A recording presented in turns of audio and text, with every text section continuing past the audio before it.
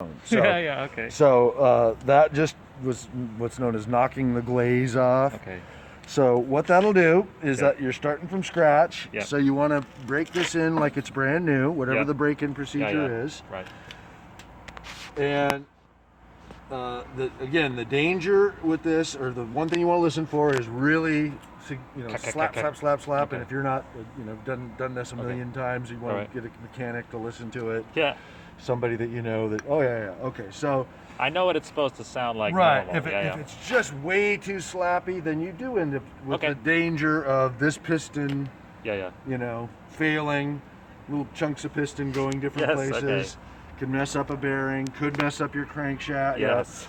So you don't want to get it. Parts. Yeah. You don't want to get. Yeah. You don't want it to run too. Oh, there they are. I knew I had them. I'm helping you find your glasses. Yeah. There you go. Well, I took them off out here. So now for the rings, what you do is you take these rings. Yep. And with this perfectly clean. Yes. Absolutely. It's not. Don't do any of this until you get home and get this clean first.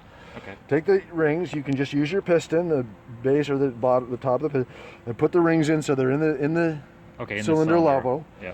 Then you take your feeler gauges. And you whatever the end gap is supposed to be, it'll say 7 thousandths to 15 thousandths or something. I may not have that in the manual. It should be in there. Okay. I mean, it needs to be in there. But if it's not, you want to talk to somebody. Go on a forum somewhere. Okay, try to find. And the main thing is you don't want them too tight. Yeah. Okay. If it says 7 and you're at 7, you take your little file and take a little more off. Yeah. Okay. And if it says 15 and you're at 16, you don't care. Okay. But if it's, so the thing is if it gets tight, they heat up, then they come together, then they bind, then they break. So you got to have a little gap in there at all times. That's what that gap is for. And also to make them springy.